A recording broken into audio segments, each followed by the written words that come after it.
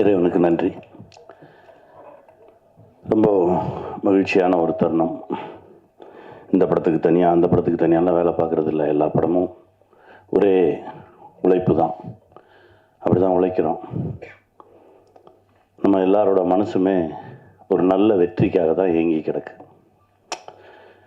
ஒரு பருத்திவீரன் மாதிரி ஒரு வெற்றி வேணும், சுப்பிரமணியபுரம் மாதிரி ஒரு வெற்றி வேணும். நாம் கண்ட வெற்றியவே திரும்ப நாம் வெல்லணும், அதை ஜெயிக்கணும், இதை ஜெயிக்கணும் இல்லாமல் நம்ம வெற்றியவே நம்ம வெல்லணும் அப்படின்ற ஒரு போராட்டம் தான் அப்பால சந்தித்தது. அதற்கு பிறகு தனியாக நின்று ஒரு படைப்பு கிடைக்கிறதுக்கு 7 வருஷம் ஆயிருக்கு. ரொம்ப உண்மையாக உழைச்சிருக்கோம். என்ன இதில் சேர்ந்தது எல்லாமே நல்ல மனசு இருக்கிறவங்க ஒன்றா சேர்ந்தாங்க. ஏன்னா அது அமையாது. ஒரு சில படைப்புகளுக்கு தான் அதுவே அமைச்சுக்கும். கதையை இயக்குனர் இயக்குவார், நல்ல கதை இயக்குனரை இயக்கும்னு சொல்லுவார் பாலுமேந்திரா சார். அந்த மாதிரி தான் இந்த கதை. தனக்கு தேவையான ஆட்களை அதுவே சேர்த்துக்கிச்சு. நந்தா கதையை சொன்னோடனே நான் சொன்னேன், முதல்ல நீங்கள் போய் பாரதி ராஜா அப்பா பாருங்கள். அப்பா கதை கேட்டு ஓகேனார்னா நம்ம உடனே போகலாம். இல்லை உங்கள் தேதி, நீங்கள் போய் பேசிட்டு வாங்க அப்படின்னா உடனடியாக பேசினோம். போய் கதை சொன்னார். எனக்கு ஈவினிங் கூப்பிட்டாரு, நடிக்கிறேன்னு சொல்லிட்டாரு. அப்புறம் என்ன, படம் ஸ்டார்ட் ஆகிடுச்சு. அப்புறம் அம்மா வந்தாங்க, அதுக்கப்புறம் அனன்யா வந்தாங்க. இப்படி ஒவ்வொருத்தராக இதுக்குள்ளே சேர்ந்தாங்க. நல்ல தயாரிப்பாளர், எப்போவுமே சிரித்த முகமாகவே இருப்பார் ரவி சார். எனக்கு ரொம்ப நாளாக தெரியாது. அவர் நிற்பார், சிரிப்பார், நானும் சிரிச்சுட்டு போயிடுவேன். அப்புறமா தான் யார் ஒருத்தர் சிரிச்சுக்கிட்டே இருக்காரு அப்படின்னா, அவர் தானே தயாரிப்பாளர் அப்படின்னா செஞ்சேன். அப்படி ஒரு அற்புதமான மனிதர். எங்கேயுமே தன்னை முன்னிறுத்திக்க மாட்டார். அவருக்கு அந்த கதை பிடிச்சிருக்கு, இந்த கதை அப்படியே படமாகணும், இதுக்கு என்ன அப்படின்றது மட்டும்தான் அவர் மனசில் இருந்தது. நேர்மையும் உண்மையும் எப்போவுமே வெல்லும் அப்படின்லாம் பேசிகிட்டு இருக்கோம். நேர்மை பற்றி நிறையா பேசிகிட்டு இருக்கோம். அதாவது இயல்பாக இருக்கிறது தான் நேர்மை என்னை பொறுத்த வரைக்கும். நான் என்னுடைய காலங்களில் அப்படி தான் கடந்து வந்திருக்கேன். ரொம்ப இயல்பாக தான் இருப்போம். எனக்கும் அமீரண்ணனுக்குமான உறவு அப்படி தான் ஆரம்பித்தது. எனக்கு அமீரண்ணனை தெரியும், தூரமாக இருந்து. நம்ம சேரண்ணன் ஆஃபீஸுக்கு வெளியில் ஒரு டீ கடையில் நின்றுட்டுருக்கேன். அப்போ உன்னை சேரண்ணன் ரிலீஸ் ஆகிடுச்சு. அண்ணன் சேரண்ணனை பார்த்துட்டு அவருடைய ராம் படத்துக்கு ஒரு பூஜை இருக்குது, அதுக்கு வாங்கன்னு சொல்லி கூப்பிட்டுட்டு வெளியில் வந்திருக்காரு. எனக்கு தெரியாது. நான் டீ கடையில் ரோட்டில் நின்றுருக்கேன். போன கார் நிறுத்தி இறங்கி வந்தார்.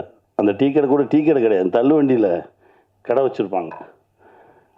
நேராக இறங்கி வந்தார். உன் படம் எனக்கு ரொம்ப பிடிச்சிருந்தது தம்பி, உன்னை சேனல் எனக்கு ரொம்ப பிடிச்சிருந்தது. நான் சொந்தமாக ஒரு படம் எடுக்கிறேன், ராம்னு ஒரு படம். அதுக்கு நீ 2 நாளில் பூஜை இருக்குது, நீங்கள் வரணும் அப்படின்னாரு. அப்படி தான் ஆரம்பித்தது. அதுக்கு பிறகு திடீர்னு ஒரு நாள் நான் உதயம் தேட்டருக்கு வெளியில் ஆப்போசிட்டில் ஒரு பஸ் ஸ்டாப்பில் நின்றுக்கிட்டு இருக்கேன். எங்கே இருக்க அப்படின்னு ஒரு ஃபோனு. நான் அப்படியே ஆப்போசிட்டில் பார்த்துட்டு, அண்ணே உதயம் தேட்டருக்கு வெளியில் ஒரு பஸ் ஸ்டாப் கிட்டே நின்றுக்கிட்டு இருக்கேன் அப்படின்னேன். இப்போ தான் உன்னை கடந்து போனேன், இந்த யூட்டர்ன் அடித்து வரேன், ஏன் ரோட்டில் நின்றுருக்கேன் வா அப்படின்னு சொல்லி திருப்பி கூட்டிகிட்டு போனார். இந்த உண்மை இருக்குல்ல, இதுதான் நம்மளை இறுக்கி பிடிச்சிக்கும். சுப்பிரமணியபுரம் பண்ணும்போது அப்படி தான் எல்லாத்தையும் விட்டாச்சு. 3 மெகாவையும் கொடுத்தாச்சு. இந்த அசோசியேட்டுக்கு எல்லாத்துக்கும் கொடுத்து நான் நிராயுதபாணியாக போகிறேன். அங்கே என்ன பண்ணி வச்சுருந்துருக்கான், ஒருவேளை இவர் நம்ம சொல் பேச்சை கேட்காம 2 படம் டைரக்ட் பண்ணியிருக்காரு, ஒரு 2000 எபிசோடு எடுத்திருக்காரு, வேறு ஏதாவது பண்ணார், நம்ம சொல்கிறத கேட்கல அப்படின்னா நம்ம ஒரு சப்ஷூட் வச்சுக்குவோன்னு சொல்லி சசி வச்சுருந்துருக்கான். எனக்கு தெரியாது. என் ரூம் பக்கத்து ரூம்லேயே இருந்திருக்கான் அந்த சப்ஷூட். நான் போய் நான் பாட்டுக்கு நான் பாட்டுக்கு போனேன், நான் பாட்டுக்கு நின்னேன். ஏன்னாப்பா எனக்கு கூப்பிடவே மாட்டேறீங்க அப்படின்னா, இல்லை ஒரு 2 நாள் நீங்கள் சாப்பிட்டு தூங்க, அப்புறமா எடுப்போம், ஏன்னா ரொம்ப ஸ்ட்ரெஸ் ஆகிருக்கு முகம் அப்படின்னு சொல்லி ஒரு 2 நாள் ரெஸ்ட்டு கொடுத்தாங்க. 3ஆவது நாள் போய் ஷூட் பண்ணுறோம். ஒரே ஒரு ஷார்ட்னு அடிச்சு நீங்கள் கிளம்புங்க அப்படின்னாங்க. நான் போய் என்ன பண்ண போகிறேன், நீ தான் எடுத்துகிட்டு இருக்கல, நான் நிற்கிறேன் அப்படின்னு சொல்லி வேட்டியை மடித்து கட்டிட்டு க்ரௌடை கிளியர் பண்ணிகிட்டு இருந்தேன். க்ரௌடை கிளியர் பண்ணிட்டு இருக்கும்போது சசி கூப்பிட்டான், அண்ணே இங்கே வா, அதை பார்க்குறதுக்கெல்லாம் ஆள் இருக்குது, நான் நடிக்கிறேன், நீ எடு அப்படின்னா. அங்கே தான் ஆரம்பிச்சது. ஒரு உண்மையும் நேர்மையும் தான் நம்மளை இழுத்துக்கிட்டே போகும். அது முடித்தவொடனே சசி சொன்னான், நீ சொல்லு அவங்களா பேசியிருந்தான். என்னடா அப்படின்னா, ஒரு சப்ஸ்டியூட் வச்சுருந்தோம் பக்கத்தில், அது அவனுடைய நேர்மை. ஒரு சப்ஸ்டியூட் வச்சுருந்தோம், உன் கையில் நான் மைக்கை கொடுத்தவொடனே அவனை ராத்திரி அனுப்பிச்சிட்டேன் அங்கேருந்து அப்படின்னு சொன்னான். முதல்ல நடிக்க போகும்போது எங்கள் டைரக்டர் ஒரு சீரியல் ஷூட்டிங், ஒல்லியாக ஒருத்தன். நான் போய் நிற்கிறேன், என்னமோ தெரில, என்னை பிடிக்கல உங்களுக்கு. அப்போ ஒரு காட்சி, அப்போ கூட நடிக்கிற அந்த நடிகர்கிட்ட அவர் சொல்லியிருக்காரு, ஓங்கி ஒரு எத்துங்க, நீங்கள் எத்தில் அவன் போய் வெளியே விழணும், அவனுக்கு நடிக்கணுன்ற ஆசையே வரக்கூடாது அப்படின்னு சொல்லியிருக்காரு. இது எனக்கு தெரியாது. நான் அந்த சீனில் போய் நிற்கிறேன், அதாவது கூட்டத்தில் இருப்பாங்க, அதுலேருந்து ஒரு சின்ன ஒரு காட்சி போய் நிற்கிறேன். என்ன அந்த நடிகர் ஓங்கி எத்துனாரு, நான் அவன் எத்துனதை தாண்டி எங்கிட்ட போய் விழுந்துட்டேன். அவங்களா சிரித்தாங்க, எனக்கு நம்பிக்கை மட்டும்தான் இருந்தது. ஒன்படுறாங்க, திரும்ப போய் நின்னேன், திரும்ப தூக்கி எறியப்பட்டேன். ஆனால் நான் நடிகன் ஆயிடுவேன் அப்படின்ற ஒரு நம்பிக்கையும் நேர்மையும் மட்டும்தான் இருந்தது. அதே இயக்குனர், அவர்கிட்டே வேலைக்கு சேர்ந்தேன். நான் இல்லாமல் அவரால் இருக்கவே முடியாது அப்படின்ற ஒரு நிலை, நான் அவரை விட்டு வெளியே போகிறேன்றப்ப கண்ணீர் விட்டு நிலை எல்லாமே பார்த்தேன். அந்த நடிகர் இப்பவும் இருக்கார், என்னுடைய நண்பர் தான் அவரும். அவர் எப்போ பார்த்தாலும் சாரிடா எனக்கு ஒரு மிதிச்சதுக்கு, எப்போ 30 வருஷம் முன்னாடி மிதிச்சேன், நீ மிதித்த மிதியில் தான் நான் இந்த இடத்துல விழுந்திருக்கேன்னு நினைக்கிறேன். இப்படி கடந்து தான் ஒரு இடத்த நின்றுருக்கோம். இதில் நேர்மைன்றது தனி வார்த்தையெல்லாம் கிடையாது, நம்மளுடைய இயல்பு, நம்முடைய உண்மைத்தன்மை. முன்னெல்லாம் கெட்டவனை பார்த்தா அவங்க கூட சேராத, எதில் வம்பில் மாட்டி விட்டுருவான்னு சொல்லுவாங்க. இப்போ அதே வார்த்தையை நல்லவனை பார்த்து சொல்ல ஆரம்பிச்சிட்டாங்க. அவங்க கூட சேராத, அவன் ரொம்ப நல்லவன், ஏதாவது வம்பில் இழுத்து விட்டுருவான் அவனைய அப்படின்னு. அந்த அளவுக்கு நமக்குள்ளே இருந்த பிறழ்வு அதிகமாயிடுச்சு. நந்தா அவருடைய ஒரு படைப்பு, திடீர்னு ட்ரெய்லருக்கு வாய்ஸ் கொடுக்கணும் அப்படின்னு கூப்பிட்றாரு. போனேன். இதற்கு முந்தைய படைப்பு அதே மாதிரி தான், அண்ணே இந்த ஓப்பனிங் வாய்ஸ் கொடுக்கணுண்ணே, யாரோ கேட்டோம், வரேன், அதுக்கும் பேசினேன். அதாவது நந்தாவுக்கு எனக்கும் இடையில ஏதோ ஒரு தொடர்பு இருந்துக்கிட்டே இருந்தது. இன்னும் சொல்லப்போனால்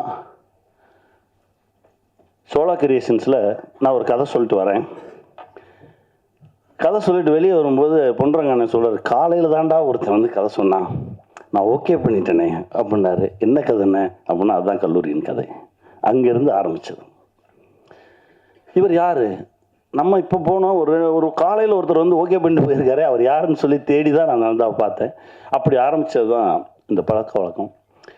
பட் என்னென்னா ஒரே நேர்கோட்டில் தான் பயணிச்சுட்டு இருக்கோம், அப்படி தான் நான் நினைக்கிறேன். என்னை விட நல்லவன் நந்தா, அவ்வளவு நேர்மையானவன். எங்கள் அண்ணன் சொன்ன மாதிரி நான்லாம் அந்த 2வது ரகம் அந்த செயினை எடுத்து இது யாருதுனாவது கேட்பேன். நந்தா ஐயோ அப்படின்னு சொல்லி தள்ளி ஓடிடுவார். அவ்வளவு நல்லவர். நந்தா மனசுக்கு எப்போ மிகப்பெரிய ஒரு எழுத்து தொட்டிருக்கணும். இப்போது அந்த வாய்ப்பு கிடைக்கும். ஏன்னா நம்ம எதுக்கு வேணாலும் ஆசைப்படலாம், எஃபர்ட்ஸ் போடலாம். ஆனால் நமக்கு என்ன கொடுக்கணும், எப்போ கொடுக்கணும் அப்படின்னு முடிவு பண்ணுறது காலம்தான். அந்த காலம் இப்போ வந்துடுச்சு. நந்தா, உங்கள் உழைப்புக்கும் உங்களுடைய உண்மைத்தன்மைக்கும் நம்ம மாணிக்கம் மாதிரி தான். நீங்கள் என்னைக்கு இருந்தாலும் உங்களுக்கு வெற்றி தான், ஜெயிச்சுக்கிட்டே இருப்பீங்க. இந்த கதை கேட்ட உடனே நான் சொன்னேன், எனக்கு எழுதி கொடுத்துருங்க. ஏன்னா இவர் சொன்ன ஒரு மாதிரி மெஸ்மரைஸ் பண்ணுறாரு. அப்படியே பார்த்துக்கிட்டே இருந்தால் அவரும் எழுதுடுவார், நம்மளே எழுத வச்சுருவார். நான் சொன்னேன், இரு அதெல்லாம் அப்புறம், நீ முதல்ல எழுதி எனக்கு புத்தகமாக கொடுங்க, நான் தனியாக உட்காந்து படிக்கணும் அப்படின்னு சொல்லி அனுப்பிச்சேன். தனியாக எனக்கு ஒரு புக்கு வந்தது. எனக்கு புக்கை படித்தவொடனே சொன்னேன், உடனே ஷூட்டிங் போவோம். இல்லை நீங்கள் அங்கே ஹைதராபாத், நான் எங்கே இருந்தாலும் வருவேன். அப்படி தான் சாட்டை நடந்தது. அன்பழகன் சொல்லிட்டு போயிட்டாரு, இதை உடனே சொல்லிடணும். ஒரு சில கதைகள் நம்மளை கூட்டிகிட்டு ஓடும். அந்த கதையில் இருக்கக்கூடிய உண்மைத்தன்மை நம்மளை இயக்கும். அப்படி தான் திருமாணிக்கம் தன்னை உருவாக்கிக்கிச்சு. நாங்களாம் யாரும் எதுவும் பண்ணல, அதுவாக தன்னை உருவாக்கிக்கிச்சு. அதுக்கு தேவையான ஆட்களை அதுவே எடுத்துக்கிச்சு. அனன்யா ரொம்ப அற்புதமாக நடிச்சிருக்காங்க, ரொம்ப பயங்கரமாக நடிச்சிருக்கம்மா. நானே முந்தா நாள் தான் படம் பார்த்தேன். ரொம்ப அற்புதமாக நடிச்சிருந்தாங்க. ஏன்னா அது நான் கண்டுபிடிச்ச பொண்ணு. அது எப்படின்னா, சசி இருக்கானே எதை கொண்டு நிப்பாட்டினாலும் நொட்ட சொல்லுவான். நாடோடிகளில் ஹீரோயின் தேடணும்னு சொல்லி நானும் கதிரும் தேடுறோம். ஒரு 2 மாதமாக தேடிக்கிட்டு இருக்கோம். இப்போ இந்த பொண்ணை கண்டுபிடிச்சி கதிர் ஒரு வீடியோ பண்ணிட்டான். வீடியோ பண்ண பிறகு நைட்டு ஒரு 2 மணிக்கு நான் முழிச்சிருக்கேன். டக்குன்னு எந்திரிச்சு, என்ன சகோ முழிச்சிருக்கீங்க? இல்லை சகோ, நைட்டு படக்குன்னு முழிச்சு பார்த்தா அந்த பொண்ணு நல்லா இருக்கான்னு பார்க்கணும். படக்குன்னு முழிச்சு பார்த்தா நல்லா இருக்கான்னு பார்க்குறீங்களா? ஆமாங்க, பிடிக்கணும்ல எல்லாருக்கும் அப்படின்னு சொல்லி அந்த மாதிரியெல்லாம் எடுத்து செக் பண்ணி பார்த்தோம். திடீர்னு பார்க்குறது, திரும்பி பார்க்குறது, இப்படியெல்லாம் பார்த்தா அந்த பொண்ணு பிடிச்ச மாதிரி இருக்கா மூஞ்சி அப்படின்னு. அது கடைசி பாருங்கள், எனக்கே பேராக வந்து நிற்கிது. நல்லா நடிச்சிருக்கீங்க. உங்களுக்கான இடம், பெரிய இடம் இருக்குது. வாழ்த்துக்கள், வாழ்த்துக்கள். அப்புறம் எங்கள் அம்மாவை பற்றி நான் சொல்லணும் அப்படின்றதே இல்லை. அப்படி நின்னாலே அது அப்படி இருக்கும். நேற்று முந்தா நாள் நான் படம் பார்க்கும்போது கூட என்னை அறியாமல் நாங்கள் தான் ஸ்க்ரீனில் நிற்கிறோன்றதை தாண்டி எனக்கு ஜெவ்வுன்னு தூக்குச்சு. அம்மா ஒரு சத்தம் கொடுப்பாங்க, பக்கத்து வீட்டுக்காரங்களெல்லாம் கூப்பிடுவாங்க. அந்த இடம் என்னை அறியாமல் அப்படியே எடுத்துகிட்டு போச்சு. அதுதான், ஒரு சில இடத்துல ஒரு சிலவங்க நிற்கணும். அவங்க நின்னாதான் அது படைப்பு, அவங்க நின்னாதான் அதுக்கு உயிர் வரும். அப்பா பாரதிராஜா அப்பாவோட நடிக்கும்போது என்னை அப்படியே பார்ப்பார். பண்பட்ட நடிகன் ஆகிட்ட அப்படின்னு. இல்லைப்பா, அது அது அது வந்து என்னென்னா, மனோஜ் கூட சொன்னார். மனோஜ்னாலும் ரொம்ப க்ளோஸ் ஃப்ரெண்ட்ஸு. மனோஜ் படம் பார்த்துட்டு சொன்னார், இல்லைடா நீ அப்பா கூட நிற்கும் போது அவரையே பார்த்து ரசிச்சுக்கிட்டே இருக்கடா, அது தெரியுதுடா அப்படின்னு. வேறு என்னடா பண்ணுறது? அப்படி தான் இருந்தது. அந்த அந்த அந்த 4 நாட்கள் 5 நாட்கள் அவரோட நிற்கும்போது இருந்த அந்த சக்தியும் அந்த மகிழ்ச்சியும் அதுக்கு அளவே இல்லை. நந்தாவுக்கு தான் நன்றி சொல்லணும். ரொம்ப மகிழ்ச்சியாக. என் பிள்ளைங்க வாங்க, நீ வாடா, என் பிள்ளைங்களாவே இருந்தாங்க.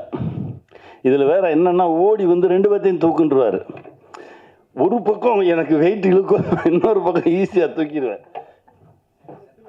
வாங்க, இது மூத்த பிள்ளை வளர்ந்துருச்சு இப்போ கொஞ்சம். வாடா. இவன் நானா, என்னுடைய சின்ன வயது நானா நடிச்சிருக்கான். அற்புதமான ஒரு நடிகன். ரொம்ப பெரிய தளம் இருக்கு.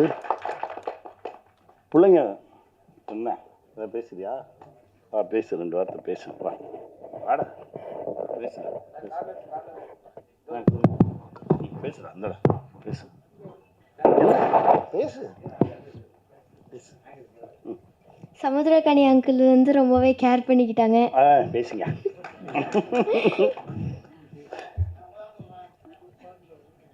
பேசுடா, உனக்கு என்ன தோணுதோ பேசு.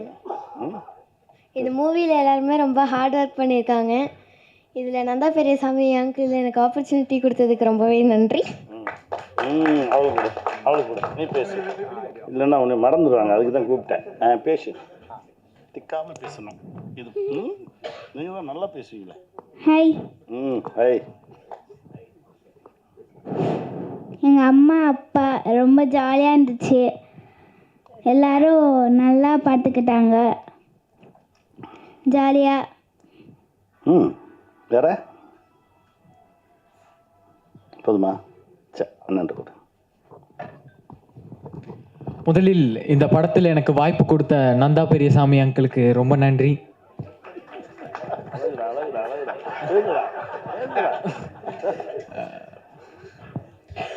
சின்ன வயசில் நான் டிவி பார்க்கும்போது விஐபியில் சமுத்திரக்கனி அங்கிள் ஒரு சீன் பார்ப்பேன். இப்படி ஒரு அப்பா இருப்பாங்க அப்படிங்கிறத பார்ப்பேன். இப்போது அவர் வாயாலேயே என்னை பெருமையாக சொல்லும்போது ரொம்ப பெருமையாக இருக்குது. Thank you so much uncle. Thanks.